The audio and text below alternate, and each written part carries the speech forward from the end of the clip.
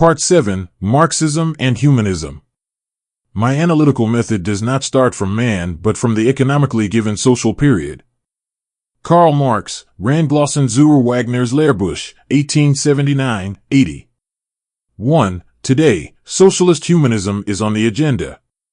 As it enters the period which will lead it from socialism, to each according to his labor, to communism, to each according to his needs, the Soviet Union has proclaimed the slogan, All for Man, and introduced new themes, the freedom of the individual, respect for legality, the dignity of the person. In workers' parties, the achievements of socialist humanism are celebrated, and justification for its theoretical claims is sought in capital, and more frequently, in Marx's early works. This is a historical event.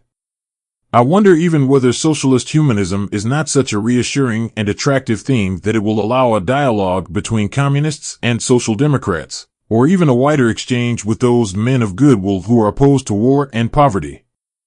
Today, even the high road of humanism seems to lead to socialism. In fact, the objective of the revolutionary struggle has always been the end of exploitation and hence the liberation of man, but, as Marx foresaw, in its first historical phase, this struggle had to take the form of the struggle between classes. So revolutionary humanism could only be a class humanism, proletarian humanism. The end of the exploitation of man meant the end of class exploitation. The liberation of man meant the liberation of the working class and above all liberation by the dictatorship of the proletariat. For more than 40 years, in the USSR, amidst gigantic struggles, socialist humanism was expressed in the terms of class dictatorship rather than in those of personal freedom. The end of the dictatorship of the proletariat in the USSR opens up a second historical phase. The Soviets say, in our country antagonistic classes have disappeared, the dictatorship of the proletariat has fulfilled its function, the state is no longer a class state but the state of the whole people, of everyone.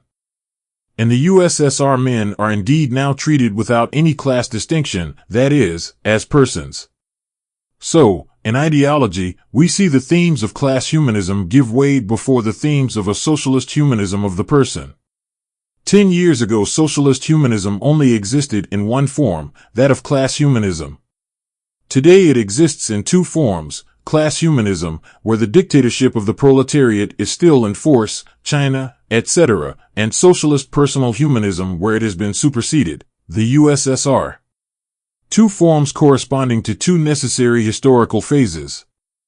In personal humanism, class humanism contemplates its own future, realized. This transformation in history casts light on certain transformations in the mind. The dictatorship of the proletariat, rejected by social democrats in the name of bourgeois personal humanism, and which bitterly opposes them to communists, has been superseded in the USSR. Even better, it is foreseeable that it might take peaceful and short-lived forms in the West. From here we can see and outline a sort of meeting between two personal humanisms, socialist humanism and Christian or bourgeois liberal humanism. The liberalization of the USSR reassures the latter. As for socialist humanism, it can see itself not only as a critique of the contradictions of bourgeois humanism, but also and above all as the consummation of its noblest aspirations. Humanity's millenarian dreams, prefigured in the drafts of past humanisms, Christian and bourgeois, will at last find realization in it. In man and between men, the reign of man will at last begin. Hence the fulfillment of the prophetic promise Marx made in the 1844 manuscripts. Communism as the real appropriation of the human essence through, and for men this communism as a fully developed naturalism, humanism. 2. To see beyond this event, to understand it, to know the meaning of socialist humanism, it is not enough just to register the event, nor to record the concepts, humanism, socialism, in which the event itself thinks itself. The theoretical claims of the concepts must be tested to ensure that they really do provide us with a truly scientific knowledge of the event. But precisely in the coupled humanism, socialism, there is a striking theoretical unevenness. In the framework of the Marxist conception, the concept socialism is indeed a scientific concept, but the concept humanism is no more than an ideological one. Note that my purpose is not to dispute the reality that the concept of socialist humanism is supposed to designate, but to define the theoretical value of the concept. When I say that the concept of humanism is an ideological concept, not a scientific one, I mean that while it really does designate a set of existing relations, unlike a scientific concept, it does not provide us with a means of knowing them. In a particular ideological mode, it designates some existence, but it does not give us their essences. If we were to confuse these two orders, we should cut ourselves off from all knowledge, uphold the confusion, and risk falling into error. To show this clearly, I shall briefly invoke Marx's own experience, for he only arrived at a scientific theory of history at the price of a radical critique of the philosophy of man that had served as his theoretical basis during the years of his youth, 1840-45. I use the words theoretical basis in their strict sense. For the young Marx, man was not just a cry denouncing poverty and slavery. It was the theoretical principle of his world outlook and of his practical attitude. The essence of man, whether freedom, reason, or community, was the basis both for a rigorous theory of history and for a consistent political practice. This can be seen in the two stages of Marx's humanist period. The first stage was dominated by a liberal rationalist humanism closer to Kant and Fichte than to Hegel. In his conflict with censorship, Rhenish feudal laws, Prussian despotism, Marx's political struggle, and the theory of history sustaining it were based theoretically on a philosophy of man. Only the essence of man makes history, and this essence is freedom and reason. Freedom, it is the essence of man just as weight is the essence of bodies. Man is destined to freedom, it is his very being. Whether he rejects it or negates it, he remains in it forever. So much is freedom the essence of man that even its adversaries are realizing it when they fight against its reality. So freedom has always existed, in one way or another, sometimes only as a particular privilege, sometimes as a general right. This distinction illuminates the whole of history. Thus, feudalism is freedom, but in the non-rational form of privilege. The modern state is freedom, but in the rational form of a universal right. Reason, man is only freedom as reason. Human freedom is neither caprice, nor the determinism of interest, but, as Kant and Fichte meant it, autonomy, obedience to the inner law of reason. This reason, which has always existed though not always in a rational form, for example, feudalism, in modern times does at least exist in the form of reason in the state of law and right. Philosophy regards the state as the great organism in which legal, moral, and political freedom should find their realization and in which the individual citizen, when he obeys the state's laws, is only obeying the natural laws of his own reason, of human reason. Hence the task of philosophy. Philosophy demands that the state be the state of human nature. This injunction is addressed to the state itself. If it would recognize its essence, it would become reason, the true freedom of man, through its own reform of itself. Therefore, politico-philosophical criticism, which reminds the state of its duty to itself, sums up the whole of politics. The free press, the free reason of humanity, becomes politics itself. This political practice, summed up in public theoretical criticism, that is, in public criticism by way of the press, which demands as its absolute precondition the freedom of the press, is the one Marx adopted in the Rheinische Zeitung. Marx's development of his theory of history was the basis and justification for his own practice, the journalist's public criticism that he saw as political action par excellence. This Enlightenment philosophy was completely rigorous. The second stage, 1842-5, was dominated by a new form of humanism, Feuerbach's communalist humanism. The reason state had remained deaf to reason. There was no reform of the Prussian state. History itself delivered this judgment on the illusions of the humanism of reason. The young German radicals had been expecting that when he was king the heir to the throne would keep the liberal promises he had made before his coronation. But the throne soon changed the liberal into a despot. The state, which should at last have become reason, since it was in itself reason, gave birth merely to unreason once again. From this enormous disappointment, lived by the young radicals as a true historical and theoretical crisis, Marx drew the conclusion: the political state encapsulates the demands of reason precisely in its modern forms. But it does not stop there. Everywhere it presupposes realized reason. But everywhere it also slides into the contradiction between its theoretical definition and its real hypotheses. A decisive step had been taken. The state's abuses were no longer conceived as misappropriations of the state vis-a-vis its essence, but as a real contradiction between its essence, reason, and its existence, unreason. Feuerbach's humanism made it possible to think just this contradiction by showing in unreason the alienation of reason, and in this alienation the history of man, that is, his realization. Marx still professes a philosophy of man. To be radical is to grasp things by the root, but for man the root is man himself, 1843. But then man is only freedom, reason, because he is first of all Gemeinwesen, communal being, a being that is only consummated theoretically, science, and practically, politics, in universal human relations, with men and with his objects, external nature humanized by labor. Here also the essence of man is the basis for history and politics. History is the alienation and production of reason and unreason, of the true man and the alienated man. Without knowing it, man realizes the essence of man in the alienated products of his labor, commodities, state, religion. The loss of man that produces history and man must presuppose a definite pre-existing essence.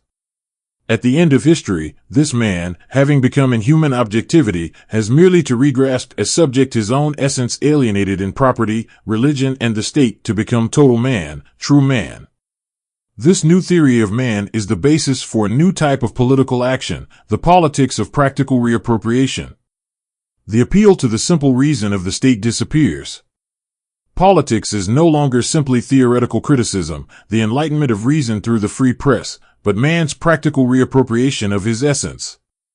For the state, like religion, may well be man, but man dispossessed. Man is split into citizen, state, and civil man, two abstractions. In the heaven of the state, in the citizen's rights, man lives in imagination the human community he is deprived of on the earth of the rights of man. So the revolution must no longer be merely political, rational liberal reform of the state, but human, communist, if man is to be restored his nature, alienated in the fantastic forms of money, power, and gods. From this point on, this practical revolution must be the common work of philosophy and of the proletariat, for, in philosophy, man is theoretically affirmed. In the proletariat he is practically negated. The penetration of philosophy into the proletariat will be the conscious revolt of the affirmation against its own negation, the revolt of man against his inhuman conditions. Then the proletariat will negate its own negation and take possession of itself in communism.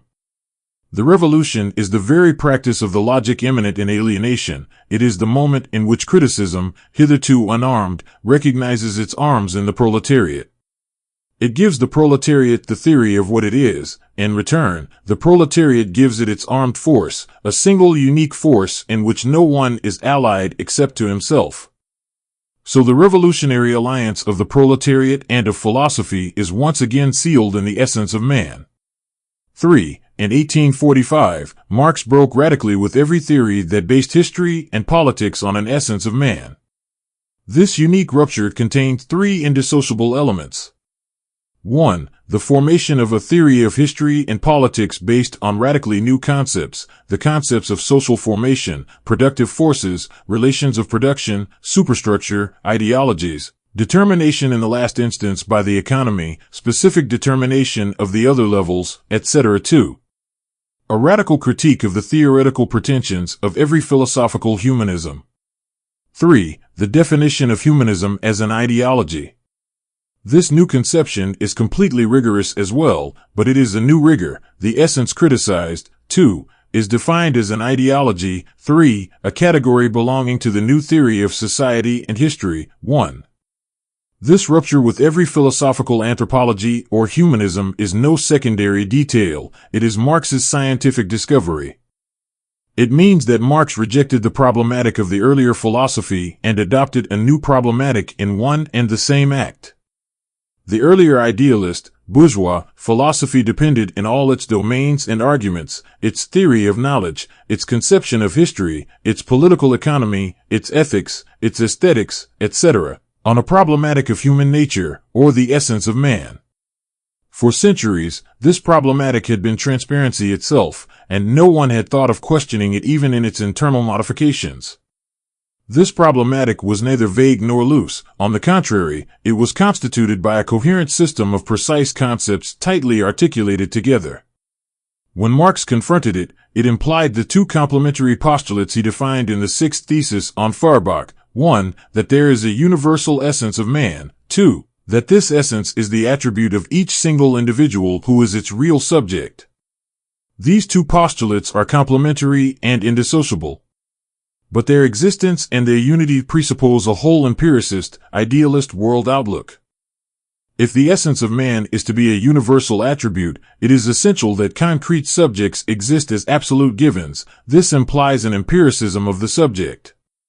If these empirical individuals are to be men, it is essential that each carries in himself the whole human essence, if not in fact, at least in principle. This implies an idealism of the essence. So empiricism of the subject implies idealism of the essence and vice versa. This relation can be inverted into its opposite, empiricism of the concept, idealism of the subject. But the inversion respects the basic structure of the problematic, which remains fixed. In this type structure it is possible to recognize not only the principle of theories of society, from Hobbes to Rousseau, of political economy, from Petty to Ricardo, of ethics, from Descartes to Kant, but also the very principle of the pre-Marxist idealist and materialist theory of knowledge, from Locke to Feuerbach, via Kant. The content of the human essence or of the empirical subjects may vary, as can be seen from Descartes to Feuerbach. The subject may change from empiricism to idealism, as can be seen from Locke to Kant. The terms presented and their relations only vary within the invariant type structure which constitutes this very problematic. An empiricism of the subject always corresponds to an idealism of the essence, or an empiricism of the essence to an idealism of the subject. By rejecting the essence of man as his theoretical basis, Marx rejected the whole of this organic system of postulates. He drove the philosophical categories of the subject, of empiricism, of the ideal essence, etc., from all the domains in which they had been supreme. Not only from political economy, rejection of the myth of Homo economicus, that is, of the individual with definite faculties and needs as the subject of the classical economy. Not just from history, rejection of social atomism and ethico-political idealism, not just from ethics, rejection of the Kantian ethical idea. But also from philosophy itself, for Marx's materialism excludes the empiricism of the subject, and its inverse, the transcendental subject, and the idealism of the concept, and its inverse, the empiricism of the concept. This total theoretical revolution was only empowered to reject the old concepts because it replaced them by new concepts. In fact, Marx established a new problematic, a new systematic way of asking questions of the world, new principles, and a new method. This discovery is immediately contained in the theory of historical materialism, in which Marx did not only propose a new theory of the history of societies, but at the same time implicitly, but necessarily, a new philosophy, infinite in its implications. Thus, when Marx replaced the old couple individual's human essence in the theory of history by new concepts, forces of production, relations of production, etc., he was, in fact, simultaneously proposing a new conception of philosophy.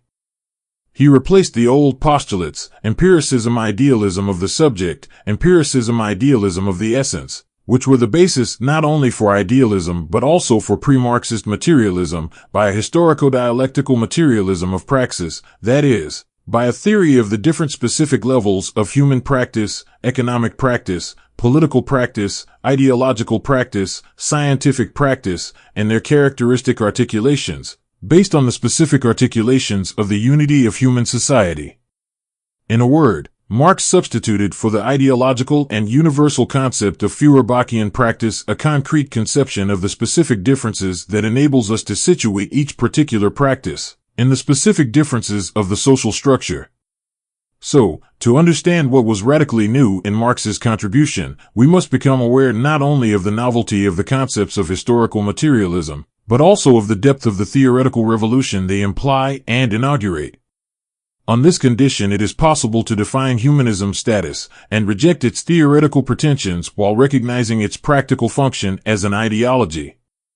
Strictly in respect to theory, therefore, one can and must speak openly of Marx's theoretical anti-humanism, and see in this theoretical anti-humanism the absolute, negative precondition of the positive knowledge of the human world itself, and of its practical transformation. It is impossible to know anything about men except on the absolute precondition that the philosophical, theoretical myth of man is reduced to ashes. So any thought that appeals to Marx for any kind of restoration of a theoretical anthropology or humanism is no more than ashes, theoretically. But in practice it could pile up a monument of pre-Marxist ideology that would weigh down on real history and threaten to lead it into blind alleys. For the corollary of theoretical Marxist anti-humanism is the recognition and knowledge of humanism itself as an ideology.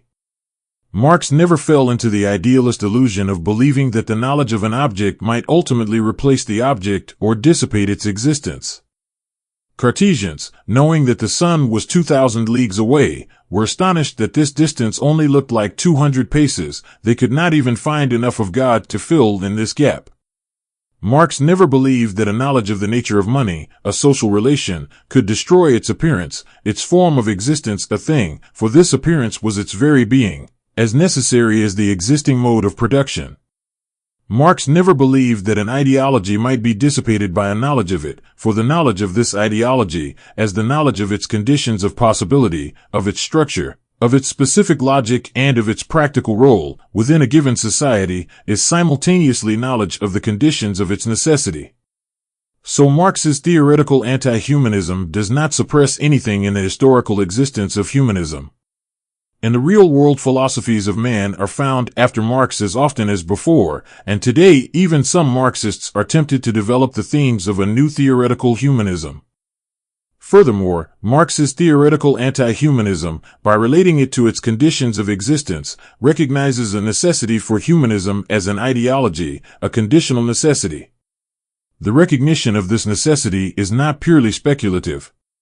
On it alone can Marxism base a policy in relation to the existing ideological forms of every kind, religion, ethics, art, philosophy, law, and in the very front rank, humanism. When, eventually, a Marxist policy of humanist ideology, that is, a political attitude to humanism, is achieved, a policy which may be either a rejection or a critique, or a use, or a support, or a development, or a humanist renewal of contemporary forms of ideology in the ethico-political domain, this policy will only have been possible on the absolute condition that it is based on Marxist philosophy, and a precondition for this is theoretical anti-humanism. 4. So everything depends on the knowledge of the nature of humanism as an ideology. There can be no question of attempting a profound definition of ideology here. It will suffice to know very schematically that an ideology is a system, with its own logic and rigor, of representations, images, myths, ideas, or concepts, depending on the case, endowed with a historical existence and role within a given society. Without embarking on the problem of the relations between a science and its ideological past, we can say that ideology, as a system of representations, is distinguished from science in that in it the practico-social function is more important than the theoretical function as knowledge. What is the nature of this social function? To understand it we must refer to the Marxist theory of history. The subjects of history are given human societies.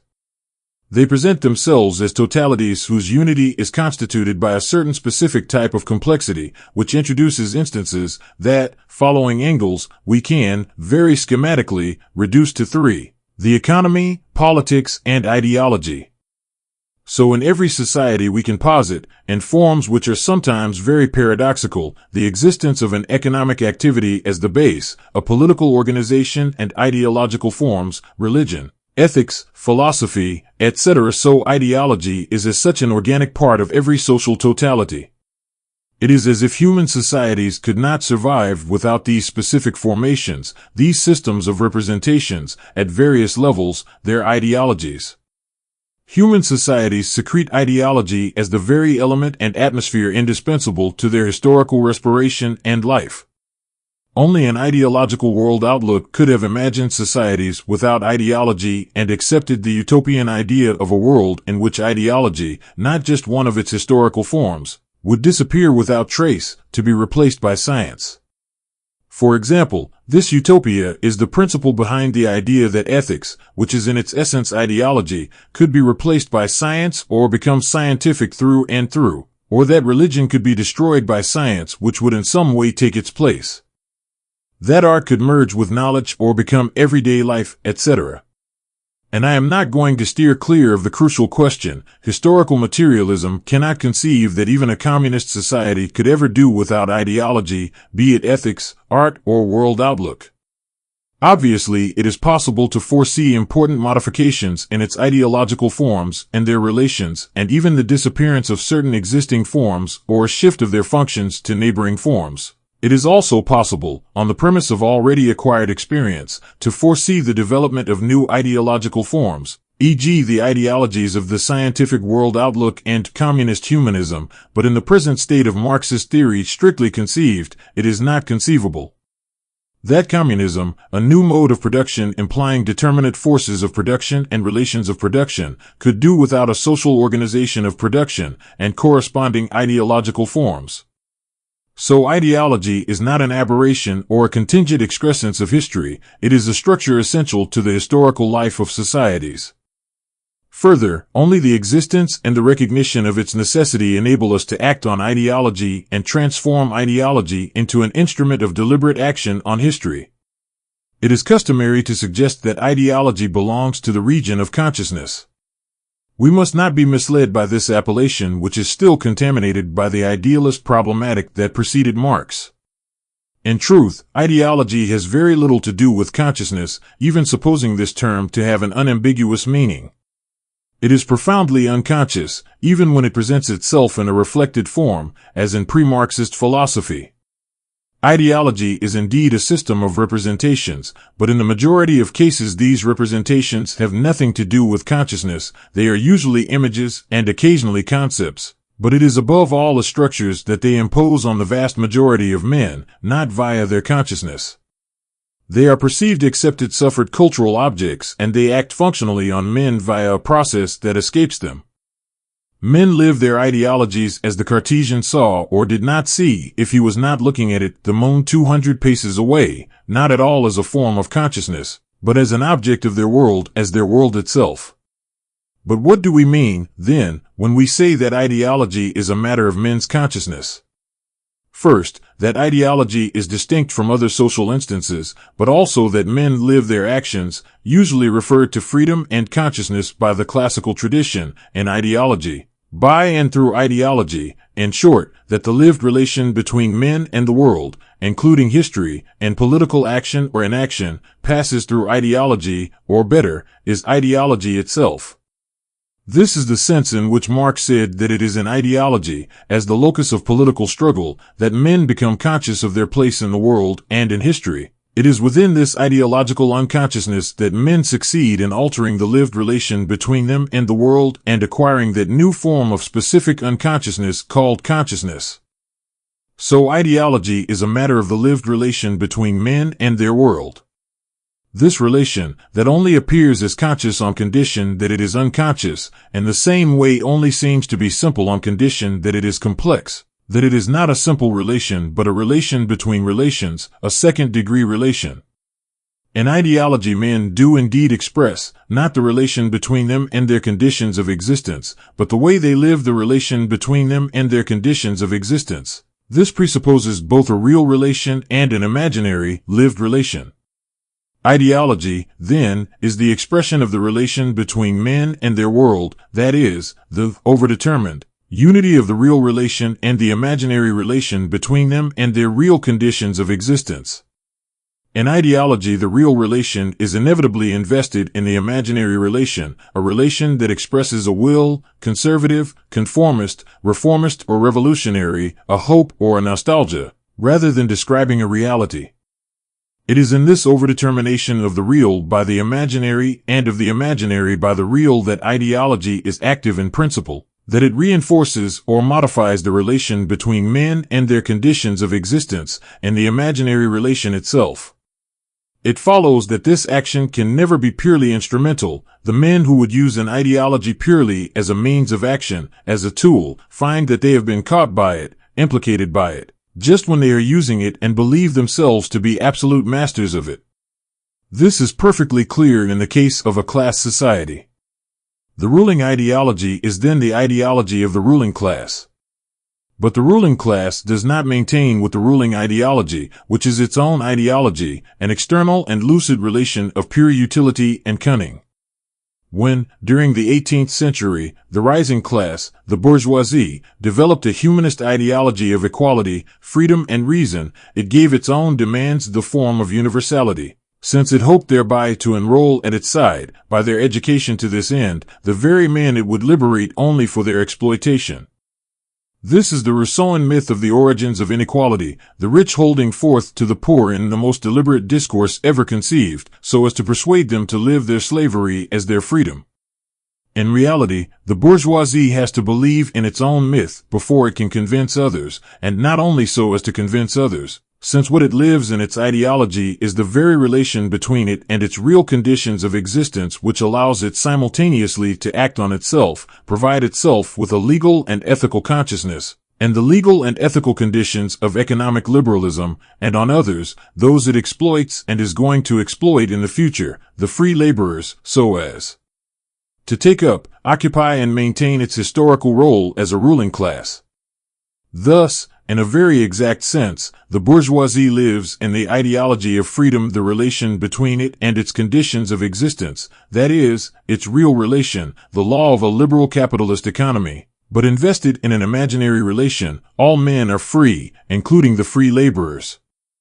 Its ideology consists of this play on the word freedom, which betrays the bourgeois wish to mystify those free men. It exploits, blackmailing them with freedom so as to keep them in harness, as much as the bourgeoisie's need to live its own class rule as the freedom of those it is exploiting. Just as a people that exploits another cannot be free, so a class that uses an ideology is its captive too. So when we speak of the class function of an ideology, it must be understood that the ruling ideology is indeed the ideology of the ruling class, and that the former serves the latter not only in its rule over the exploited class, but in its own constitution of itself as the ruling class, by making it accept the lived relation between itself and the world as real and justified. But we must go further and ask what becomes of ideology in a society in which classes have disappeared. What we have just said allows us to answer this question. If the whole social function of ideology could be summed up cynically as a myth, such as Plato's beautiful lies or the techniques of modern advertising, fabricated and manipulated from the outside by the ruling class to fool those it is exploiting, then ideology would disappear with classes. But as we have seen that even in the case of a class society, ideology is active on the ruling class itself and contributes to its molding, to the modification of its attitudes to adapt it to its real conditions of existence. For example, legal freedom. It is clear that ideology as a system of mass representations is indispensable in any society if men are to be formed, transformed, and equipped to respond to the demands of their conditions of existence. If, as Marx said, history is a perpetual transformation of men's conditions of existence, and if this is equally true of a socialist society, then men must be ceaselessly transformed so as to adapt them to these conditions. If this adaptation cannot be left to spontaneity but must be constantly assumed, dominated, and controlled, it is in ideology that this demand is expressed, that this distance is measured, that this contradiction is lived, and that its resolution is activated. It is in ideology that the classless society lives the inadequacy-adequacy of the relation between it and the world. It is in it and by it that it transforms men's consciousness, that is, their attitudes and behavior, so as to raise them to the level of their tasks and the conditions of their existence. In a class society, ideology is the relay whereby, and the element in which, the relation between men and their conditions of existence is settled to the profit of the ruling class. In a classless society, ideology is the relay whereby, and the element in which, the relation between men and their conditions of existence is lived to the profit of all men. 5. We are now in a position to return to the theme of socialist humanism and to account for the theoretical disparity we observed between a scientific term, socialism, and an ideological one, humanism. In its relations with the existing forms of bourgeois or Christian personal humanism, socialist personal humanism presents itself as an ideology precisely in the play on words that authorizes this meeting. I am far from thinking that this might be the meeting of a cynicism and a naivety. In the case in point, the play on words is still the index of a historical reality, and simultaneously of a lived ambiguity, and an expression of the desire to overcome it. When, in the relations between Marxists and everyone else, the former lay stress on a socialist personal humanism, they are simply demonstrating their will to bridge the gap that separates them from possible allies, and they are simply anticipating the movement, trusting to future history the task of providing the old words with a new content. It is this content that matters. For, once again, the themes of Marxist humanism are not, first of all, themes for the use of others. The Marxists who develop them necessarily do so for themselves before doing so for others. Now we know what these developments are based on the new conditions existing in the Soviet Union, on the end of the dictatorship of the proletariat, and on the transition to communism. And this is where everything is at stake. This is how I should pose the question. To what in the Soviet Union does the manifest development of the themes of socialist personal humanism correspond? Speaking of the idea of man and of humanism in the German ideology, Marx commented that the idea of human nature, or of the essence of man, concealed a coupled value judgment, to be precise, the couple human and human, and he wrote, "The inhuman, as much as the human is a product of present conditions, it is their negative side." The couple human and human is the hidden principle of all humanism, which is, then, no more than a way of living sustaining resolving this contradiction. Bourgeois humanism made man the principle of all theory. This luminous essence of man was the visible counterpart to a shadowy inhumanity. By this part of shade, the content of the human essence, that apparently absolute essence, announced its rebellious birth. The man of freedom, reason denounced the egoistic and divided man of capitalist society.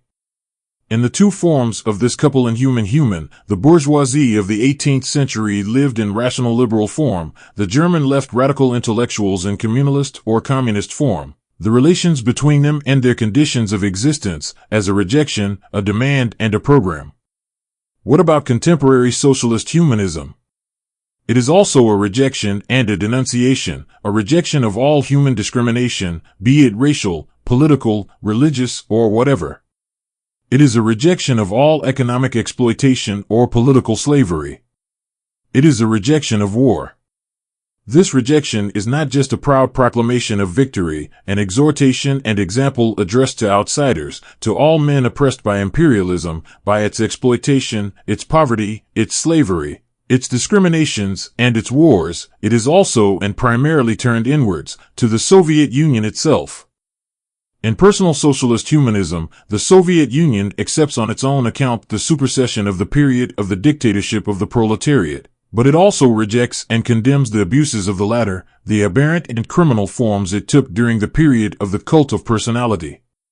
Socialist humanism, in its internal use, deals with the historical reality of the supersession of the dictatorship of the proletariat and of the abusive forms it took in the USSR.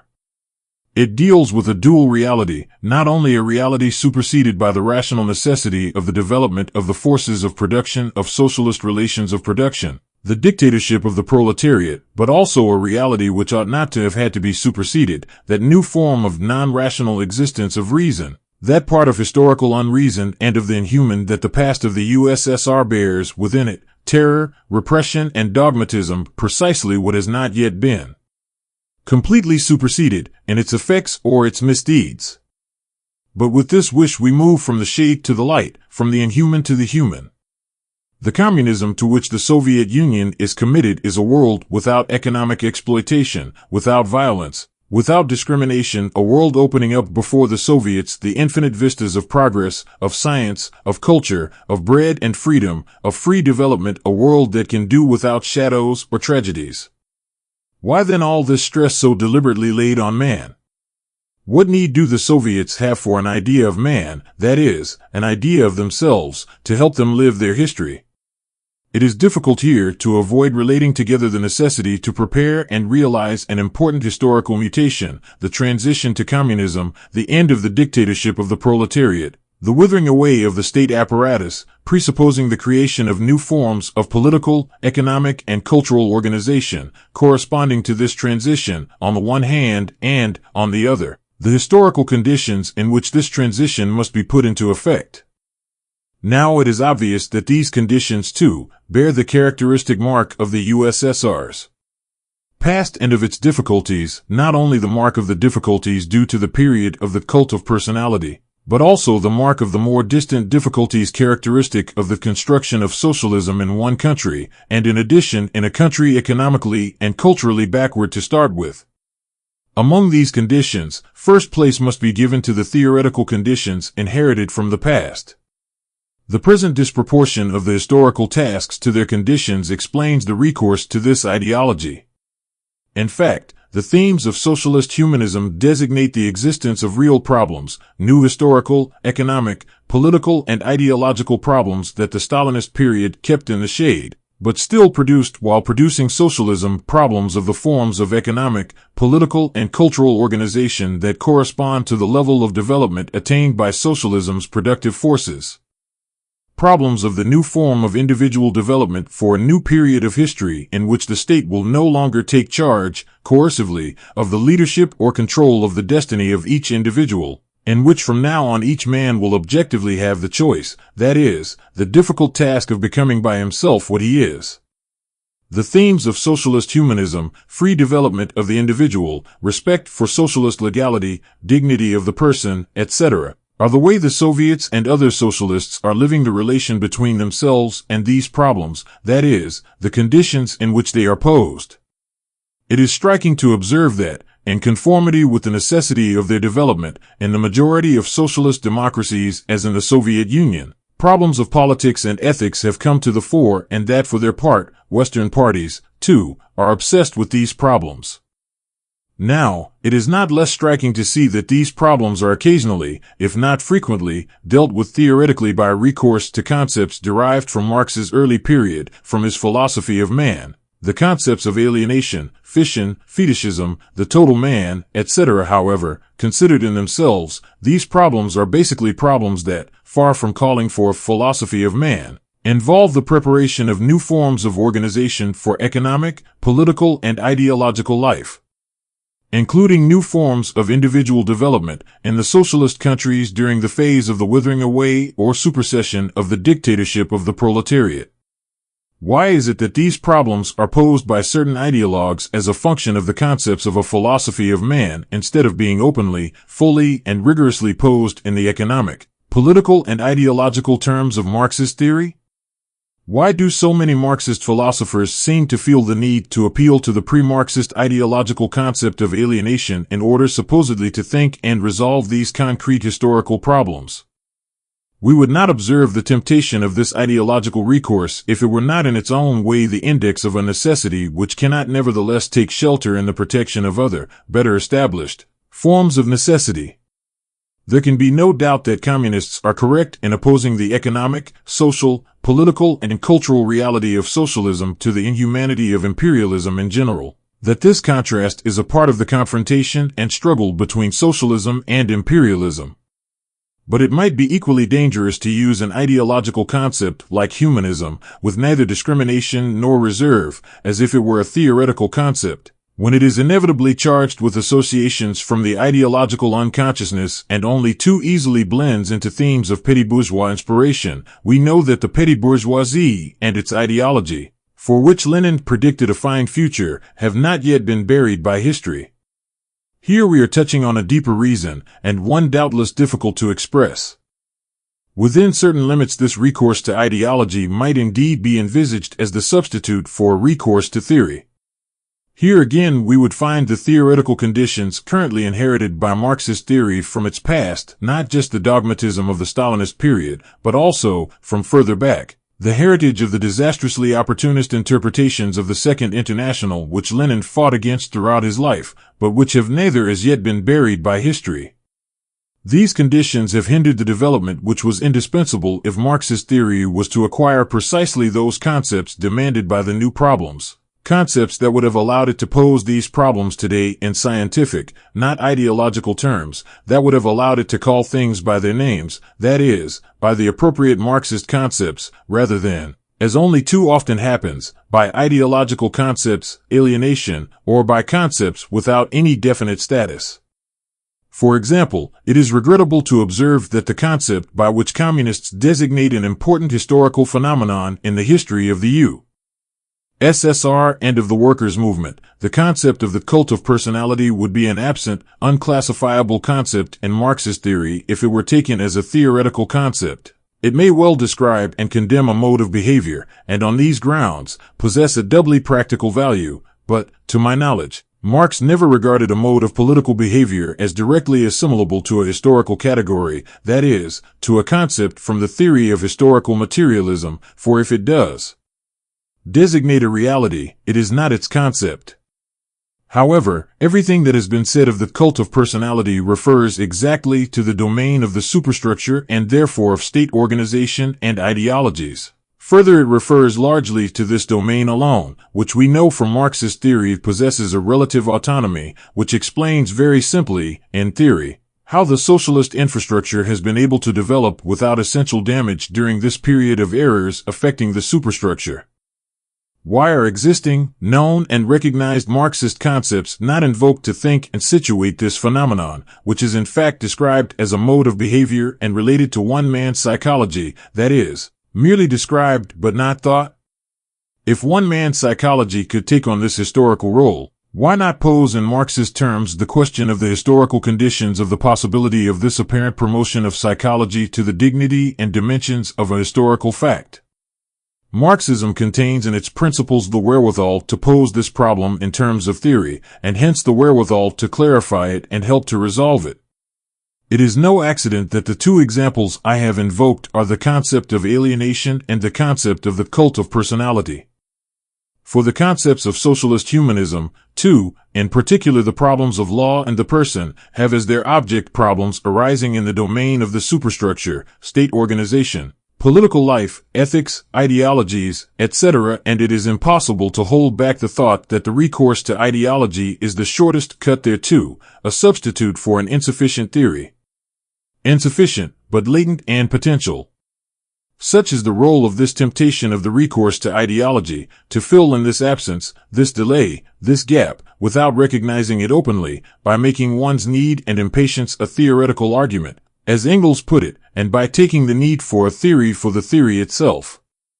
The philosophical humanism which might easily become a threat to us and which shelters behind the unprecedented achievements of socialism itself, is this complement which, in default of theory, is destined to give certain Marxist ideologue the feeling of the theory that they lack, a feeling that cannot lay claim to that most precious of all the things Marx gave us, the possibility of scientific knowledge. That is why, if today's socialist humanism is on the agenda, the good reasons for this ideology can in no case serve as a caution against the bad ones, without dragging us into a confusion of ideology and scientific theory. Marx's philosophical anti-humanism does provide an understanding of the necessity of existing ideologies, including humanism. But at the same time, because it is a critical and revolutionary theory, it also provides an understanding of the tactics to be adopted towards them, whether they should be supported, transformed, or combated.